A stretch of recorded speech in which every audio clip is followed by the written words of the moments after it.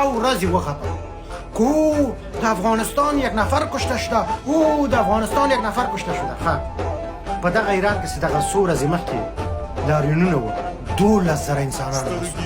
ولې دوی وویل 12,000 انسانان مهم دي که یو نه 12,000 مهم دي که نه ولې ونه غږېدل ځکه چې ویم زبان ما سو اوس که موږ وغږېږو نړۍ ته ملامته کېږي په ایران باندې ونه غږېدل خو تا باندې چې یو غلم ونیسي تا باندې غږېږي ځکه غواړي چې تا نړۍ ته بد معرفي خو ایران باندې نه غږېږي 12,000 نفر یې مړه کړي ځکه چې هغه هم زبان ماست او قوم ماست انسانان دغه افغانستان انټرنیشنل ډېر سپک ورباندې تېر شو خو په یوه جلۍ باندې شپه ورځ خپرونې نیولې خاصې خپرونې.